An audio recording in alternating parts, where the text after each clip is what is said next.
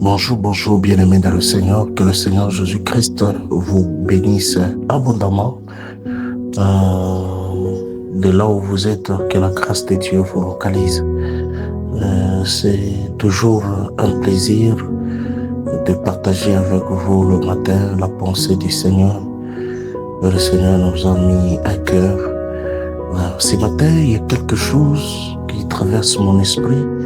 Nous sommes dans le livre de 1 Corinthiens, chapitre 3, le 9e verset. La Bible dit, nous sommes ouvriers avec Dieu, nous sommes les champs de Dieu, nous sommes l'édifice de Dieu.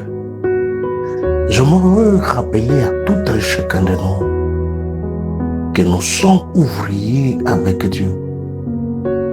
Quand on parle que nous sommes ouvriers avec Dieu, ça veut dire qu'il y a la part des responsabilités.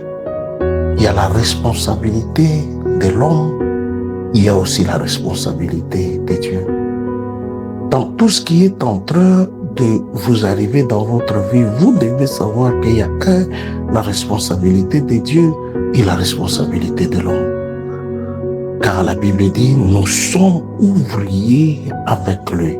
Dieu fait sa part et nous aussi nous devons faire notre part. Dans cette vie humaine, dans cette vie chrétienne, vous devez savoir qu'il y a des choses que Christ fait.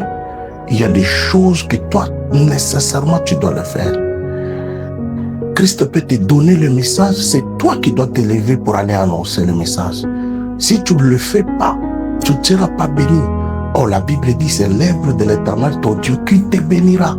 Quand tu accomplis ta part, Dieu aussi accomplira sa part. En ces moments-là, Dieu, il devient redevable devant toi. Il te payera. Il te fera grâce. C'est pour cela que David dit, je n'ai jamais vu un juste abandonné, ni ses enfants mendier le pain.